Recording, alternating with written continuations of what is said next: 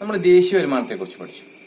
എല്ലാവർക്കും വളരെ ഡീറ്റെയിൽ ആയിട്ട് അറിയാം. ദേശീയ വരുമാനം എന്ന് പറഞ്ഞു കഴിഞ്ഞാൽ നമ്മുടെ രാജ്യത്തെ സംബന്ധിച്ചിടത്തോളം ഒരു സാമ്പത്തിക വർഷത്തിനകം, ഒരു ഫിനാൻഷ്യൽ ഇയർ, അത് ശ്രദ്ധിക്കേണ്ട കാര്യമാണ്. April 1 to March 31. അത് ശ്രദ്ധിക്കേണ്ട കാര്യമാണ്. പരീക്ഷയ്ക്ക് കണ്ടുപിടി ചോദിക്കാറുണ്ട്. ഒരു സാമ്പത്തിക വർഷത്തിലുള്ള ഇന്ത്യയിലെ മൊത്തം അറ്റ ഉൽപ്പന്നം എന്ന് പറഞ്ഞാൽ മൊത്തം പണി കഴിഞ്ഞ ഫിനിഷ്ഡ് ഫൈനൽ ഗുഡ് എന്നർത്ഥം പണമൂല്യത്തെയാണ് നമ്മൾ ദേശീയ വരുമാനമായിട്ട് കണക്കാക്കുന്നത്. ദേശീയ വരുമാനം കണക്കാക്കാൻ പ്രധാനമായിട്ട് 3 മെത്തേഡ് ഉണ്ട് നമുക്കറിയാം. 1 income method, 2 expenditure method, 3 production method. അങ്ങനെ 3 മെത്തേഡ്സ് ഉണ്ട് നമ്മൾ പഠിച്ചു വെച്ചു. പ്രൊഡക്ഷൻ, ഇൻകം, എക്സ്പെൻഡിച്ചർ, 3 മെത്തേഡ്സ് ആണ്. നാഷണൽ ഇൻകത്തിന്റെ ടോട്ടൽ മണി വാല്യൂ ആണ്. ഈ കാര്യങ്ങളൊക്കെ നമ്മൾ ചർച്ച ചെയ്ത് വെച്ചു. അങ്ങനെയാണെങ്കിൽ ദേശീയ വരുമാനം കണക്കാക്കുന്ന 3 രീതികളെ കുറിച്ച് നമുക്കറിയാം. ദേശീയ വരുമാനം കണക്കാക്കുമ്പോൾ പ്രധാനമായിട്ടുള്ള ബേസിക് കോൺസെപ്റ്റ് ആയിട്ടുള്ള GDP, GNB, NNB തുടങ്ങിയ കോൺസെപ്റ്റ് നമ്മൾ പഠിച്ചു വെച്ചിട്ടുണ്ട്. ഇനി നമുക്ക് നോക്കാനുള്ളത് വളരെ രസകരമായ മറ്റൊരു ഭാഗത്തേക്കാണ്. അതായത് ദേശീയ വരുമാനം കണക്കാക്കുമ്പോൾ നമ്മൾ ദേശീയ വരുമാനം കണക്കാക്കാൻ തീരുമാനിച്ചു കഴിഞ്ഞാൽ അവിടെ നമ്മളെ സ്വാധീനിക്കുന്ന ചില പ്രശ്നങ്ങൾ, അല്ലെ ആ ദേശീയ വരുമാനം കണക്കാക്കുമ്പോൾ ശ്രദ്ധിക്കേണ്ട ചില കാര്യങ്ങൾ സ്വാധീനിക്കുന്ന ചില പ്രശ്നങ്ങൾ എന്തൊക്കെയാണെന്ന് നോക്കാം. ഒന്നാമത്തെ പ്രശ്നം എന്താണെന്ന് വെച്ച് കഴിഞ്ഞാൽ ദേശീയ വരുമാനത്തെ നമ്മൾ പണമൂല്യത്തിലാണ് കണക്കാക്കുന്നതെന്ന് പറഞ്ഞു. The money value of all final goods and services. ഈ പണമൂല്യത്തിൽ, അതായത് പണമാക്കി എല്ലാ സാധനങ്ങളെയും കൺവേർട്ട് ചെയ്യാൻ പറ്റൂ. ഒന്നാമത്തെ പ്രശ്നം അതാണ്. ഉദാഹരണത്തിന് നമ്മുടെ ടെസ്റ്റിൽ കൊടുത്തിരിക്കുന്ന എക്സാമ്പിൾ എന്താണെന്ന് വെച്ച് കഴിഞ്ഞാൽ ഒരാൾ കൃഷി ചെയ്യുന്നതിനെ കുറിച്ചാണ്. നമ്മുടെ വീടുകളിലൊക്കെ അടുക്കള തോട്ടം എന്ന് പറഞ്ഞ് സ്വന്തം വീട്ടിലേക്കുള്ള ഭക്ഷണ ആവശ്യത്തിന് വേണ്ടിയിട്ടുള്ള ഫുഡ് ഉണ്ടാക്കുന്ന ഒരു രീതിയുണ്ട്. അങ്ങനെ അടുക്കള തോട്ടത്തിൽ ഉണ്ടാക്കിയ ഒരു ഫുഡ് അയാൾ സ്വന്തം ആവശ്യത്തിന് ഉപയോഗിക്കുമ്പോൾ അതിന്റെ, അതായത് പ്രൊഡക്ഷൻ ഫോർ സെൽഫ് കൺസംഷൻ, ഒരു ഉൽപാദനം നടത്തുകയാണ്, സ്വന്തം ഉപയോഗത്തിന് വേണ്ടിയിട്ടുള്ള ഒരു പ്രൊഡക്ഷൻ നടത്തി കഴിഞ്ഞാൽ നമുക്ക് അതിന് എന്തിൽ കൂട്ടാൻ പറ്റില്ല? ഈ പറഞ്ഞ ദേശീയ വരുമാനത്തിൽ കണക്കാക്കാൻ പറ്റില്ല. അതായത് നമ്മൾ തന്നെ വീട്ടിൽ ഉൽപ്പാദിപ്പിക്കുന്ന നമ്മുടെ വീട്ടിലെ തേങ്ങ, വീട്ടിൽ നിന്ന് തെങ്ങിന്റെ മുകളിൽ നിന്ന് കിട്ടുന്ന തേങ്ങ നമ്മൾ സ്വന്തം ആവശ്യത്തിന് അരയ്ക്കാൻ വേണ്ടിയിട്ടോ അല്ലെങ്കിൽ വീട്ടിലെ വെളിച്ചെണ്ണ ഉണ്ടാക്കാൻ വേണ്ടിയിട്ടോ ഒക്കെ ഉപയോഗിക്കുകയാണെങ്കിൽ സെൽഫ് കൺസംഷൻ ആണ്. ഇതിന്റെ പണം നമ്മൾ എവിടെ എഴുതി വെക്കാറില്ല. ഞാൻ ഇന്നലെ 50 രൂപയുടെ തേങ്ങ വീട്ടിലെ ആവശ്യത്തിന് ഉപയോഗിച്ചു എന്ന് കണക്ക് എഴുതിയിട്ട് ഈ കണക്ക് കൊണ്ടുപോയി സെറ്റ് ചെയ്യാൻ പറ്റില്ലല്ലോ. അങ്ങനെ സാധാരണ ചെയ്യാറില്ലല്ലോ. അപ്പോൾ അങ്ങനെ സെൽഫ് കൺസംഷന് വേണ്ടിയിട്ട് ഉപയോഗിക്കുന്ന വസ്തുക്കളുടെ ഒന്ന്. രണ്ടാമത്, ഇപ്പോൾ ഒരു ട്യൂഷൻ എടുക്കുന്ന ഒരു അധ്യാപകനാണെന്നിരിക്കട്ടെ, അദ്ദേഹത്തിന്റെ ആവശ്യത്തിന് അദ്ദേഹത്തിന്റെ മക്കളെ തന്നെ വെറുതെ പഠിപ്പിച്ചു കൊടുക്കുക, വെറുതെ അല്ല, മക്കളെ പഠിപ്പിച്ചു കൊടുക്കുകയാണ്. അതിനൊരിക്കലും പണമൂല്യത്തിൽ നമുക്ക് കണക്കാക്കാൻ പറ്റില്ലല്ലോ. അതേപോലെ തന്നെ വർക്ക്സ് ഓഫ് ഹൗസ് വൈഫ്, വീട്ടില് ജോലി ചെയ്യുന്ന, നമ്മൾ സാധാരണ വളരെ പോപ്പുലർ ആയിട്ട് ചോദിക്കുന്ന ഒരു ചോദ്യമാണ് അച്ഛൻ എന്താ ജോലി എന്ന് ചോദിക്കുമ്പോൾ അച്ഛൻ ഇന്നേ ചെയ്യുന്നു, അമ്മയ്ക്ക് എന്താ ജോലി എന്ന് ചോദിക്കുമ്പോൾ മെജോറിറ്റി ആൾക്കാർ കൊടുക്കുന്ന ഒരു മറുപടി എന്താ വെച്ചാൽ ഹൗസ് വൈഫ് ആണെന്ന് പറയും. ഹൗസ് വൈഫ് എന്ന് പറയുന്നത് ഒരു ജോലിയാണോ എന്ന് ചോദിച്ചു കഴിഞ്ഞാൽ it is not an income earning. Okay, income earn ചെയ്യുന്ന, പണം ലഭിക്കുന്ന, വരുമാനം ലഭിക്കുന്ന ഒരു മേഖലയല്ല ഹൗസ് വൈഫിൻ്റെത്. കൃത്യമായിട്ട് അറിയാവുന്ന കാര്യമാണല്ലോ. അങ്ങനെ വരുമാനം ലഭിക്കുന്ന മേഖലയല്ലാത്തത് കൊണ്ട് തന്നെ, വരുമാനം ലഭിക്കുന്ന മേഖലയാണെങ്കിൽ നമുക്ക് അതിനെ ആ തരത്തിൽ കാണാൻ പറ്റും. വരുമാനം ലഭിക്കുന്ന മേഖലയല്ലാത്തത് കൊണ്ട് തന്നെ ഇതിൻ്റെ അകത്ത് ചില പ്രശ്നങ്ങളുണ്ട്. അതായത് ഇതിനെ കണക്കാക്കാൻ പറ്റില്ല. അപ്പം ഒരു പ്രധാനപ്പെട്ട പ്രശ്നം എന്താണെന്ന് വെച്ചാൽ ഈ പറഞ്ഞതുപോലെ സ്വന്തമായി ചെയ്യുന്ന വർക്കുകളുടെയോ അല്ലെങ്കിൽ അതിൻ്റെതായിട്ടുള്ള ഔട്ട്പുട്ട്. ഇപ്പം നമ്മളൊരു യാത്ര പോവുകയാണ്, നമ്മൾ ടാക്സി വിളിച്ച് പോകേണ്ടതിന് പകരം നമ്മൾ തന്നെ ഡ്രൈവ് ചെയ്ത് പോവുകയാണെങ്കിൽ ആ ഡ്രൈവർക്ക് കൊടുക്കേണ്ടിരുന്നൊരു കൂലിയുണ്ട്. അത് നമ്മുടെ സ്വന്തം തന്നെ ചെയ്തുകൊണ്ട് നമുക്ക് കൊടുക്കാതെ ഒപ്പിക്കാൻ പറ്റും. പക്ഷേ യാത്രയുടെ എക്സ്പെൻസ് കൂട്ടുന്ന സമയത്ത് ഡ്രൈവറുടെ കൂലി എന്ന് പറയുന്ന തരത്തിൽ നമ്മൾ അത് എഴുതി വെക്കുന്നില്ല എങ്കിലും അവിടെ ഒരു ചെലവ് ഉണ്ട്. പക്ഷെ ചെലവ് എന്ത് ചെയ്യാൻ പറ്റില്ല, നമുക്കത് കണക്കാക്കാൻ പറ്റുന്നില്ല. ഇങ്ങനെ കണക്കാക്കാൻ പറ്റാത്തത് ഒരു പ്രശ്നമാണ്. Second one, problems of double counting. Problems of double counting എന്താണെന്ന് ചോദിച്ചു കഴിഞ്ഞാൽ നമ്മളിപ്പം കഴിഞ്ഞ വർഷം ഉൽപ്പാദിപ്പിച്ച അല്ലെ വാങ്ങിയ ഒരു വസ്തുവിന്റെ വില വീണ്ടും ഈ കൊല്ലവും കൂട്ടുന്ന ഒരു സാഹചര്യം വന്നാൽ അത് പ്രോബ്ലംസ് ഓഫ് ഡബിൾ കൗണ്ടിങ് ഉണ്ടാക്കും. അപ്പം എങ്ങനെയാണെന്ന് ചോദിച്ചാൽ, ഇപ്പം നമ്മളൊരു സാധനം, ഒരു മൊബൈൽ ഫോൺ വാങ്ങിച്ചു, കഴിഞ്ഞ വർഷം വാങ്ങി, ഈ വർഷം മൊബൈൽ ഫോൺ വിൽക്കാൻ തീരുമാനിച്ചു. അപ്പോൾ ഈ വർഷത്തെ വരുമാനം നമ്മൾ കണക്കെഴുതുന്ന സമയത്ത് മൊബൈൽ വിറ്റ വക കിട്ടിയ 10,000 രൂപ എന്ന് എഴുതുമ്പോൾ കഴിഞ്ഞ വർഷം മൊബൈൽ വാങ്ങിയ വക നമ്മുടെ കയ്യിൽ നിന്ന് പോയൊരു 15,000 രൂപ ഉണ്ടായിരുന്നു. അത് ഓൾറെഡി നമ്മൾ എഴുതി വെച്ചത് അല്ലെങ്കിൽ കണക്കാക്കിയതാണ്. ഈ വർഷം വീണ്ടും അത് എന്ത് ചെയ്യാൻ പറ്റുന്നില്ല, രണ്ടാമത് വീണ്ടും അത് കണക്കാക്കിയാൽ, അല്ലെങ്കിൽ മൊബൈൽ വിറ്റവക ഉണ്ടായ വരുമാനം എന്ന് പറഞ്ഞാൽ രണ്ടാമത്തെ കൊല്ലത്തെ ഒരു എക്സ്പെൻഡിച്ചറിലോ വരുമാനത്തിലോ എന്തിലോ ആവട്ടെ, അല്ലെങ്കിൽ സെക്കൻഡ് ഹാൻഡ് വുഡ് വാങ്ങുന്ന ഒരാളാണെങ്കിൽ അയാൾ എനിക്ക് ഈ പ്രാവശ്യം ബൈക്ക് വാങ്ങിയ വക 50,000 രൂപ, സെക്കൻഡ് ഹാൻഡ് ബൈക്ക് വാങ്ങിയപ്പോൾ എനിക്ക് 50,000 രൂപ ചെലവായി എന്നൊരാൾ പറയുകയാണ്. സത്യത്തിൽ ഈ 50,000 രൂപയുടെ ബൈക്ക് ഓൾറെഡി പണ്ട് ആരോ 1 ലക്ഷം രൂപയ്ക്കോ 1.5 ലക്ഷം രൂപയ്ക്കോ പണ്ടെപ്പോഴോ വാങ്ങിയ ബൈക്കിനെയാണ് നമ്മളിപ്പോൾ 50,000 രൂപ കൊടുത്ത് സെക്കൻഡ് ഹാൻഡ് ആയിട്ട് വാങ്ങിച്ചത്. അപ്പോൾ ഓൾറെഡി അതിന്റെ കണക്ക് എന്ത് ചെയ്തിട്ടുണ്ട് നമ്മുടെ അക്കൗണ്ടിൽ. ഇന്ത്യയെ സംബന്ധിച്ചിടത്തോളം ദേശീയ വരുമാനത്തിൽ കഴിഞ്ഞ മുൻ വർഷങ്ങളിൽ എപ്പോഴോ കണക്ക് കൂട്ടിയതാണ്. അത് വീണ്ടും ഇപ്പോഴും ആഡ് ചെയ്യാൻ പാടില്ല. അപ്പം സെക്കൻഡ് ഹാൻഡ് ഗുഡിന്റെ പ്രൈസ് പിന്നെ വാല്യൂ ട്രാൻസ്ഫറിങ് വാല്യൂ ഇതിൻ്റെ അകത്ത് ആഡ് ചെയ്യാൻ പാടില്ല. അങ്ങനെ ചെയ്ത് കഴിഞ്ഞാൽ പ്രോബ്ലംസ് ഓഫ് ഡബിൾ കൗണ്ടിങ്, ഇരട്ടിപ്പ്, 2 തവണ ഒരേ സാധനത്തിന്റെ വില അല്ലെ 2-ലധികം തവണ 1-ലധികം തവണ ഒരേ സാധനത്തിന്റെ വില ആഡ് ചെയ്യുന്നൊരവസ്ഥ വരും. പ്രോബ്ലംസ് ഓഫ് ഡബിൾ കൗണ്ടിങ് എന്നാണ് അതിനെ പറയുക. ഈ ഒരു പ്രശ്നമുണ്ട്. പിന്നെ മറ്റൊരു കാര്യം, എക്സ്പെൻഡിച്ചർ എല്ലാവരും ഇപ്പൊ നമ്മൾ നേരത്തെ പറഞ്ഞു വെച്ചിട്ടുണ്ട് production method, consumption method, expenditure method. Okay, അപ്പം or production method, income method or expenditure method. ഈ എക്സ്പെൻഡിച്ചർ ഓർ കൺസംഷൻ മെത്തേഡ് എന്ന് പറയുമ്പോൾ നമ്മുടെ മനസ്സിലേക്ക് ശ്രദ്ധ വരേണ്ടത് എന്താണെന്നറിയോ? ഈ എക്സ്പെൻഡിച്ചർ എന്ന് പറയുന്ന സാധനം കറക്റ്റ് എഴുതി വെച്ച് കഴിഞ്ഞാലല്ലേ നമുക്ക് എക്സ്പെൻഡിച്ചർ മൊത്തം കൂട്ടാൻ പറ്റൂ. അങ്ങനെ കൃത്യമായ ആളുകളൊക്കെ എക്സ്പെൻഡിച്ചർ എഴുതി വെക്കാറുണ്ടോ? അങ്ങനെ എഴുതി വെക്കാറുണ്ടാവില്ല. വളരെ കുറഞ്ഞ ആളുകൾ മാത്രമേ അന്നന്ന് ചെലവാകുന്ന ചെലവും മൊത്തം ചെലവൊക്കെ എഴുതി കണക്കാക്കി വെക്കുന്ന ആളുകൾ വളരെ കുറച്ചായിരിക്കും. അപ്പൊ അവിടെ ഒരു പ്രശ്നമുണ്ട്. എല്ലാവരും കൃത്യമായിട്ട് എന്ത് ചെയ്യാൻ പറ്റില്ല, അങ്ങനെ എഴുതി ചേർത്ത് വെക്കണമെന്നില്ല. അപ്പൊ അങ്ങനെ റിട്ടേൺ ആയിട്ടുള്ള അങ്ങനെയുള്ള എലമെന്റ്സ് നമുക്ക് കിട്ടണം, നമുക്ക് വാശി പിടിക്കാൻ പറ്റില്ല. മൂന്നാമത്തെ ഒരു കാര്യം, അടുത്തൊരു പോയിന്റ് നമുക്ക് നോക്കിക്കഴിഞ്ഞ് കഴിഞ്ഞാൽ നമുക്ക് മനസ്സിലാക്കാൻ പറ്റും ഇല്ലിറ്ററസി ഓഫ് ദ പീപ്പിൾ. ജനങ്ങൾക്ക് വിദ്യാഭ്യാസം അല്ലെങ്കിൽ ജ്ഞാനം കുറവുള്ളതുകൊണ്ട് വിദ്യാഭ്യാസത്തിന്റെ ഒക്കെ അപര്യാപ്തത കൊണ്ട് തന്നെ ആളുകൾക്ക് എന്തിനാണ് ദേശീയ വരുമാനം കണക്കാക്കേണ്ട ആവശ്യം, അതങ്ങനെ കണക്കാക്കേണ്ടതാണോ എന്നുള്ള ധാരണയൊന്നും ഇല്ലാത്തതുകൊണ്ട് ഇവർ കൃത്യമായിട്ടുള്ള മറുപടി എന്ത് ചെയ്യില്ല, ചിലപ്പം വരുന്ന ആളുകൾക്ക് കൊടുത്തില്ല എന്ന് വരും. അപ്പൊ അതും ഇഷ്യൂസ് ഉണ്ടാക്കും. അങ്ങനെയുള്ള കുറെ പ്രശ്നങ്ങൾ ദേശീയ വരുമാനം കണക്കാക്കുമ്പോൾ ഉണ്ടാകാറുണ്ട്. നിങ്ങളുടെ പാഠപുസ്തകത്തില് പേജ് നമ്പർ 44 എടുക്കുക. പേജ് നമ്പർ 44 ഇതിനകത്ത് problems of national income calculation എന്നൊരു ഭാഗമുണ്ട്. ഓക്കെ, ഈ ഭാഗത്ത് ഈ പോയിന്റുകളാണ്. ഈ പോയിന്റുകൾ നമുക്ക് നോക്കാം. Lack of reliable statistical data creates difficulty in estimating national income.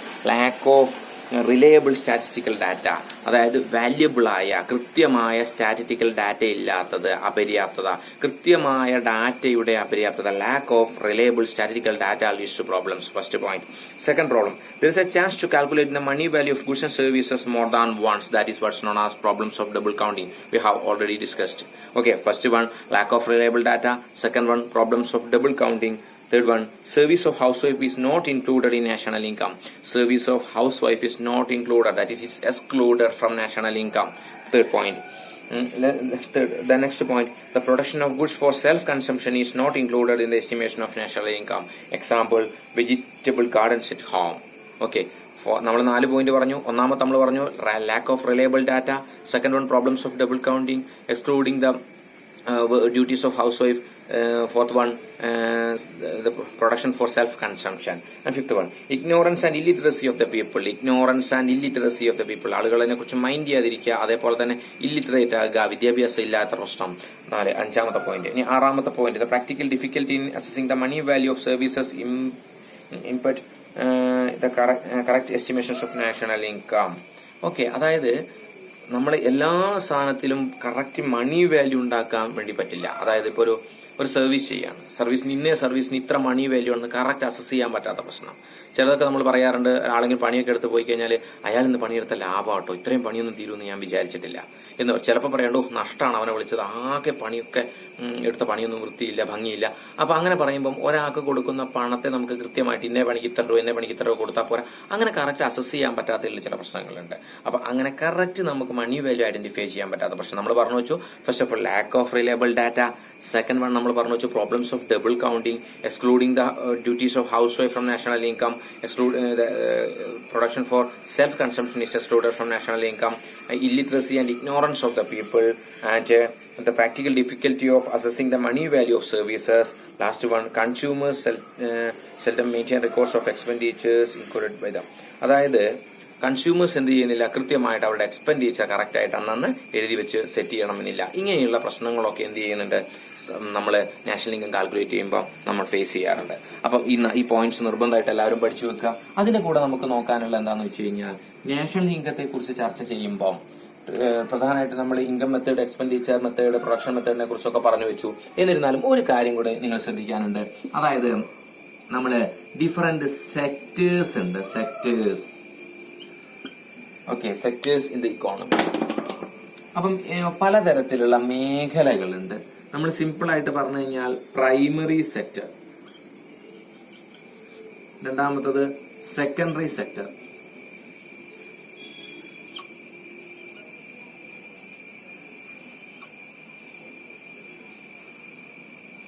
മൂന്നാമത്തത് ടെർഷ്യറി ഓർ സർവീസ് സെക്ടർ.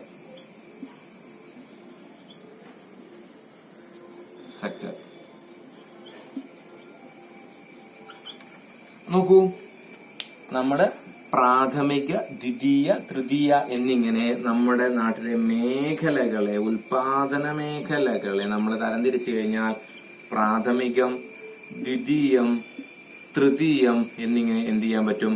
നമുക്ക് ഉൽപാദന മേഖലകളെ തരംതിരിക്കാൻ പറ്റും. അപ്പം പ്രാഥമിക മേഖല എന്താണ് എന്ന് ചോദിച്ചാൽ കാർഷിക മേഖല, കൃഷിയുമായി ബന്ധപ്പെട്ട എല്ലാ മേഖലകളെയും നമുക്ക് പ്രാഥമിക മേഖല. The agriculture and allied activities is known as primary sector. On the basis of the different sectors in the economy can be classified into mainly three heads. They are primary sector, secondary sector and tertiary sector. First of all, primary sector. The term primary sector means agriculture and allied activities. കൃഷിയുമായി ബന്ധപ്പെട്ട അനുബന്ധമായ എല്ലാ മേഖലകളെയും ചേർത്ത് വിളിച്ചാൽ നമുക്ക് പറയാവുന്ന പേരാണ് primary sector, പ്രാഥമിക മേഖല. It is known as primary sector. ഇത് എന്തുകൊണ്ടാണ് പ്രാഥമിക മേഖല എന്നറിയപ്പെടുന്നത്? Because it provides raw material for secondary sector or to other sectors എന്ന് വേണേൽ പറയാം. മറ്റ് സെക്ടേഴ്സിന് വേണ്ടിയിട്ടുള്ള പ്രാഥമികമായ ഘടകങ്ങൾ പ്രൊവൈഡ് ചെയ്യുന്നത് പ്രാഥമിക മേഖലയായതുകൊണ്ടും അതുമാത്രമല്ല ഇത് നിലനിൽപ്പിന് എത്രയേറെ അത്യന്താപേക്ഷിതവുമായതുകൊണ്ട് നമുക്ക് ഈ സെക്ടർ എന്ത് വിളിക്കാം? പ്രൈമറി സെക്ടർ എന്ന് വിളിക്കാം. Primary sector means agriculture and allied activities. അവിടെ നോക്കേണ്ടത് എന്താ വെച്ചാൽ മൈനിങ്, അതായത് ഖനനം ചെയ്തെടുക്കുക, കോറിയിങ്, പാറയൊക്കെ പൊട്ടിച്ചെടുക്കുന്നത്, മൈനിങ്ങും കോറിയിങ്ങും, അതേപോലെ ഫിഷിങ്, ആനിമൽ ഹസ്ബൻഡറി, മൃഗപരിപാലനം, ഫിഷിംഗ്, മീൻ വളർത്തുക അല്ലെങ്കിൽ മീൻ പിടിക്കുക, പിന്നെ അതേപോലെ തന്നെ ഒരുപാട് അഗ്രികൾച്ചറുമായിട്ട് ബന്ധപ്പെട്ടുള്ള എല്ലാ ആക്ടിവിറ്റികളും, മൃഗങ്ങളെ ഇണക്കി വളർത്തുന്നതാവട്ടെ, ഫോറസ്ട്രി അതായത് കാട്ടിൽ പോയിട്ട് വനവിഭവങ്ങൾ ശേഖരിക്കുന്നതാവട്ടെ, ഇതൊക്കെ എന്തിൻ്റെ അകത്ത് വരും എന്ന് വെച്ചാൽ പ്രൈമറി സെക്ടറിന്റെ അകത്ത് വരും. പ്രകൃതിയിൽ നിന്ന് നേരിട്ട് കിട്ടുന്ന എല്ലാം പ്രൈമറി സെക്ടർ എന്ന് വേണമെങ്കിൽ പറയാം, അല്ലെങ്കിൽ പ്രകൃതിയിൽ നിന്ന് ലഭിക്കുന്നതിനൊക്കെ പ്രൈമറി സെക്ടറിൽ വരുത്താം. Secondary sector means construction sector. That means construction of building construct ചെയ്യുന്ന സെക്കൻഡറി സെക്ടറിൽ വരും. അപ്പൊ മാനുഫാക്ചറിംഗ് ഓഫ് പ്രോഡക്റ്റ്, ഇപ്പൊ ഒരു ഷർട്ട് ഉണ്ടാക്കുകയാണെങ്കിൽ അതെന്തിൽ വരുമെന്ന് ചോദിച്ചാൽ സെക്കൻഡറി സെക്ടറിൽ വരും. ലാസ്റ്റ് വൺ ടെർഷ്യറി ഓർ തൃതീയ മേഖല അല്ലെ service sector. As the name indicate, service sector എന്ന് പറയുമ്പോൾ പേര് സൂചിപ്പിക്കുന്നുണ്ടല്ലോ, സർവീസ് ആണ്. സർവീസ് അപ്പൊ എന്തൊക്കെ സർവീസ് ആണ് എന്ന് ചിന്തിച്ചു കഴിഞ്ഞു കഴിഞ്ഞാൽ ഒരു ടീച്ചർ കൊടുക്കുന്ന സർവീസ് ആണ്, അഡ്വക്കേറ്റ് കൊടുക്കുന്ന സർവീസ് ആണ്, അതേപോലെ തന്നെ ഡ്രൈവർ കൊടുക്കുന്ന ഒരു സർവീസ് ആണ്, ഡോക്ടർ കൊടുക്കുന്ന സർവീസ് ആണ്, നമുക്ക് വീടുകളിൽ വന്നിട്ട് ഒരുപാട് സർവീസ് ചെയ്തു തരുന്ന ആളുകളുണ്ട്. അതൊക്കെ സർവീസിന്റെ ഗണത്തിൽപ്പെടുന്ന ഒരുപാട് പ്രവർത്തനങ്ങളുണ്ട്. വിറക് കീറുന്നതാവാം, നമ്മുടെ നിലം കിളയ്ക്കുന്നതാവാം, തെങ്ങിൽ കയറുന്ന ജോലിയാവാം, അങ്ങനെയുള്ള ഒരുപാട് ജോലികളുണ്ട്. റബ്ബർ ടാപ്പ് ചെയ്യുന്ന ജോലിയാകാം, ഇതൊക്കെ സർവീസ് സെക്ടറിന്റെ അകത്ത് വരും. അപ്പൊ നമ്മൾ പറഞ്ഞു വെച്ചെന്താ വെച്ചാൽ sectors in the economy can be classified into three. They are primary, secondary and tertiary. Primary sector means agriculture and allied activity. Secondary sector means construction. Okay. And last one, tertiary or service sector, which deals with service sector. എന്താണ് service sector പറയുന്നതെന്ന് വെച്ചാൽ all service activities. Okay, എന്തൊക്കെ activities ആണ് service provided by the human beings, എന്തൊക്കെ തരത്തിലുള്ള service ആണോ provide ചെയ്യുന്നത് മൊത്തമായിട്ട് നമ്മൾ സർവീസ് സെക്ടറിന്റെ അകത്ത് അല്ലെങ്കിൽ ടെർഷ്യറി സെക്ടറിന്റെ അകത്ത് വരുത്താണ്.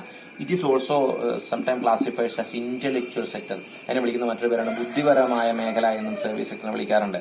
അതായത് ഇന്റലക്ച്വൽ ആക്ടിവിറ്റീസ്, ഒരു വ്യക്തിയുടെ ബുദ്ധി ഉപയോഗിച്ച് എന്നൊക്കെ കാര്യത്തില്. അപ്പൊ നമുക്ക് നോക്കാനുള്ള എന്താന്ന് വെച്ച് കഴിഞ്ഞാൽ ഇങ്ങനെ 3 മേഖലകളുണ്ട്.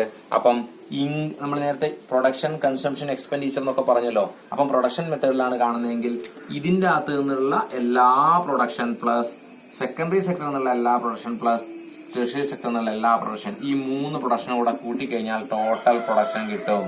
അതാണ് പ്രൊഡക്ഷൻ മെത്തേഡിൽ നാഷണൽ ഇൻകം കാണുന്നത്. ഇനി ഇൻകം മെത്തേഡിലാണെങ്കിലും അങ്ങനെ തന്നെ ഇവിടെയുള്ളതും പ്രൈമറി, സെക്കൻഡറി, ടെർഷ്യറിയിലെ മൊത്തം ഇൻകം കണ്ടു കഴിഞ്ഞാൽ നമുക്ക് എന്ത് കിട്ടും? ഈ പറഞ്ഞതുപോലെ തന്നെ നാഷണൽ ഇൻകം കിട്ടും. എക്സ്പെൻഡിച്ചർ മെത്തേഡിൽ അങ്ങനെയല്ല ക്ലാസിഫൈ ചെയ്യുന്നത്, വേറെ ക്ലാസിഫിക്കേഷൻ ആണ്, ഓൾറെഡി നമ്മൾ ചർച്ച ചെയ്ത് വെച്ചതാണല്ലോ. Okay, fine.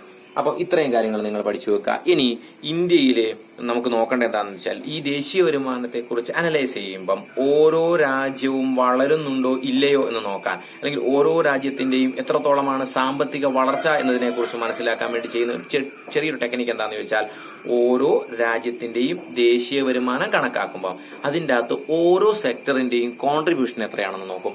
ഉദാഹരണത്തിന് പ്രാഥമിക മേഖലയുടെ കോൺട്രിബ്യൂഷൻ കൂടി വന്നാൽ അത് കാണിക്കുന്നത് രാജ്യം അണ്ടർ ഡെവലപ്ഡ് ഓർ ഡെവലപ്പിംഗ് സ്റ്റേജിലാണ്. എന്നാൽ സർവീസ് സെക്ടറിന്റെയാണ് കോൺട്രിബ്യൂഷൻ കൂടുതലെങ്കിൽ അത് കാണിക്കുന്നു country is a developed one. Okay, നമ്മൾ ചെറിയ ക്ലാസ്സിൽ പഠിച്ചിട്ടുണ്ടാവും. On the basis of development economy can be classified into 3 heads. വികസനത്തിന്റെ അടിസ്ഥാനത്തിൽ നമുക്ക് ഇക്കോണമിയെ 3 ആയി തിരിക്കാം: underdeveloped, developing and developed. Okay, അവികസിതം അതായത് വികസിക്കാത്തത്, വികസ്വരം വികസിച്ചുകൊണ്ടിരിക്കുന്നത്, വികസിതം വികസിച്ചു കഴിഞ്ഞത്, underdeveloped, developing and developed എന്നിങ്ങനെ 3 ആയി തരംതിരിക്കാം. ഇങ്ങനെ 3 ആയി തിരിച്ചിട്ട് ഇന്ത്യയെ സംബന്ധിച്ചിടത്തോളം ഡെവലപ്പിംഗ് കഴിഞ്ഞിട്ട് ആ ഡെവലപ്ഡിലേക്ക് കയറിക്കൊണ്ടിരിക്കുന്ന ഒരു ഇക്കോണമിയാണ്. എന്ന് വെച്ചാൽ ഇന്ത്യയുടെ ദേശീയ വരുമാനത്തിൽ ഏറ്റവും കൂടുതൽ കോൺട്രിബ്യൂഷൻ ഇപ്പൊ നടന്നുകൊണ്ടിരിക്കുന്നത് സർവീസ് സെക്ടർ എന്നാണ്. പ്രാഥമിക മേഖലയാണ് കൂടുതൽ കോൺട്രിബ്യൂഷൻ എങ്കിൽ ഇത് backbone of Indian economy എന്നാണ് ഒരു കാലത്ത് വിളിച്ചിരുന്നത്. അപ്പം ആ അണ്ടർ ഡെവലപ്ഡ് ഇക്കോണമിയെ അല്ലെങ്കിൽ ബാക്ക്വേർഡ് ഇക്കോണമിയെ സംബന്ധിച്ചിടത്തോളം അത്ര വികസനമല്ലാത്ത വികസ്വരത്തിലേക്ക് കയറിക്കൊണ്ടിരിക്കുന്ന അല്ലെങ്കിൽ വികസിച്ച് കഴിയാത്തൊരു ഇക്കോണമിയെ സംബന്ധിച്ചിടത്തോളം പ്രധാനമായും എല്ലാവരും എൻഗേജ് ചെയ്യുന്നത് ഏത് ആക്ടിവിറ്റിയിലായിരിക്കും? പ്രാഥമിക മേഖലയിലെ കാർഷിക മേഖലയിലായിരിക്കും. ഇത്രയും കാര്യങ്ങൾ നോക്കി വെക്കുക. ഇനി നമുക്ക് നോക്കാനുള്ള എന്താണെന്ന് വെച്ച് കഴിഞ്ഞാൽ ഇന്ത്യയുടെ ദേശീയ വരുമാനം കണക്കാക്കുന്ന സമയത്ത് അല്ലെങ്കിൽ നമ്മുടെ ദേശീയ വരുമാനത്തിൽ കുറച്ചും കൂടി ഡെവലപ്പ് ചെയ്യാൻ പറ്റുന്ന സാധ്യതകൾ എന്തെങ്കിലുമൊക്കെ ഉണ്ടോ എന്നുള്ളതാണ്. നമ്മുടെ ദേശീയ വരുമാനം കണക്കാക്കാൻ വേണ്ടിയിട്ട് നമുക്ക് സഹായിക്കുന്ന ഘടകങ്ങൾ എന്തൊക്കെയാണ് അല്ലെങ്കിൽ ഏതൊക്കെ ഫാക്ടേഴ്സ് ആണ് എന്ന് നമ്മൾ ചർച്ച ചെയ്ത് കഴിഞ്ഞാൽ നമുക്ക് മനസ്സിലാകും. നമ്മുടെ ഇടയിൽ ദേശീയ വരുമാനം കണക്കാക്കാനുള്ള ഒരു പ്രധാനപ്പെട്ട ഫാക്ടേഴ്സ് എഫക്ട് ചെയ്യുന്ന ഒരു ഫാക്ടർ നോക്കൂ. കുറെ ഫാക്ടേഴ്സ് ഉണ്ട്.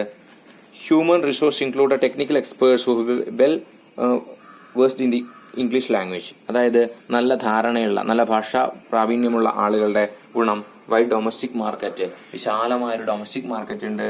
അതേപോലെ തന്നെ സ്ട്രോങ് പ്രൈവറ്റ് സെക്ടർ, നല്ല ഒരു സ്ട്രോങ് ആയിട്ടുള്ള പ്രൈവറ്റ് സെക്ടർ ഉണ്ടാകുമ്പോൾ കുറച്ചും കൂടി അക്കൗണ്ടിങ് കുറച്ചും കൂടെ സ്റ്റാറ്റിക്കലി കിട്ടും എന്നുള്ളത് കൊണ്ട് തന്നെ development of science and technology. Okay, അപ്പം നമുക്ക് ഇന്ത്യയുടെ ദേശീയ വരുമാനം കാൽക്കുലേഷനിൽ ഇന്ത്യയുടെ ഡെവലപ്മെന്റ് കാൽക്കുലേഷൻ നമുക്ക് സഹായിക്കുന്ന കുറച്ച് ഘടകങ്ങളാണ്. നല്ല ധാരണയുള്ള ലാംഗ്വേജ്, നല്ല അറിവുള്ള ജനങ്ങള്, അതേപോലെ തന്നെ പ്രൈവറ്റ് സെക്ടറിന്റെ ശക്തമായ ഇടപെടല്, അതുപോലെ ആഭ്യന്തരമായ കമ്പോളം, ലാസ്റ്റ് മെച്ചപ്പെട്ട ശാസ്ത്രീയ സാങ്കേതികമായ വളർച്ച. ഈ ഘടകങ്ങളൊക്കെ എന്തിനെ സ്വാധീനിക്കുന്നുണ്ടെന്ന് നമുക്ക് പറയാം. എന്തിനെ സ്വാധീനിക്കുന്നതെന്ന് പറഞ്ഞു കഴിഞ്ഞാൽ നമ്മുടെ ദേശീയ വരുമാനത്തിന്റെ കാൽക്കുലേഷനെ എഫക്ട് ചെയ്യുന്ന അല്ലെങ്കിൽ സ്വാധീനിക്കുന്ന, നല്ല രീതിയിൽ വളർച്ചയ്ക്ക് സഹായിക്കുന്നതാണ്. അതുപോലെ തന്നെ വെൽ എഡ്യൂക്കേറ്റഡ് ആവുകയാണ്, ലിറ്ററസി ഉണ്ടാവുകയാണ്. ഇതൊക്കെ എന്തിനെ സഹായിക്കും എന്ന് പറഞ്ഞു കഴിഞ്ഞാൽ ദേശീയ വരുമാനം കാൽക്കുലേറ്റ് ചെയ്യുന്നതിന് കൂടുതൽ സഹായിക്കുന്ന ഘടകങ്ങളാണ്. അപ്പൊ ഈ ചാപ്റ്ററിന്റെ നമ്മൾ ചർച്ച ചെയ്ത് വെച്ച കാര്യങ്ങൾ മക്കളെ പെട്ടെന്നൊന്ന് റിവൈസ് ചെയ്ത് നോക്കുക. ദേശീയ വരുമാനം, അത് കണക്കാക്കുന്ന രീതികൾ, GNB, NNB, GDP യെ കുറിച്ച് നമ്മൾ പറഞ്ഞു വെച്ചു. ദേശീയ വരുമാനത്തിന് പെർ ക്യാപിറ്റ ഇൻകം കാണുന്ന രീതി പരീക്ഷയ്ക്ക് എന്തായാലും ചോദിക്കുന്ന ചോദ്യമാണ്, എന്തായാലും പഠിച്ചിരിക്കണം. പിന്നെ അതോടൊപ്പം തന്നെ നമ്മൾ പറഞ്ഞു വെച്ചു ദേശീയ വരുമാനം കണക്കാക്കുമ്പോൾ നേരിടുന്ന പ്രയാസങ്ങൾ, ദേശീയ വരുമാനത്തിന്റെ ക്ലാസിഫിക്കേഷന്റെ 3 മെത്തേഡ്, പരീക്ഷയ്ക്ക് എസ്എ ടൈപ്പ് ക്വസ്റ്റ്യൻ റിപ്പീറ്റ് ചെയ്ത് ചോദിക്കുന്നതാണ്. പ്രൊഡക്ഷൻ, ഇൻകം, എക്സ്പെൻഡിച്ചർ മെത്തേഡ് നിർബന്ധമായിട്ട് പഠിച്ചു വെക്കുക. നോട്ട് പ്രിപ്പയർ ചെയ്ത് നല്ല രീതിയിൽ പഠിക്കുക. പിന്നെ ദേശീയ വരുമാനത്തിന്റെ അകത്ത് ഡിഫറന്റ് സെക്ടേഴ്സിന്റെ കോൺട്രിബ്യൂഷൻ, ഇന്ത്യൻ ദേശീയ വരുമാനത്തിൽ കാണുന്ന പ്രത്യേകത, ഇത്രയും പോയിന്റ്സ് പഠിച്ചു വെക്കുക. Okay, thank you. അപ്പം ഈ ചാപ്റ്റർ നല്ല ഭംഗിയായിട്ട് പഠിക്കുക. എല്ലാവരും നോട്ട് പ്രിപ്പയർ ചെയ്തിട്ട് ഗ്രൂപ്പിലേക്ക് ഫോർവേഡ് ചെയ്യാം. താങ്ക്സ്.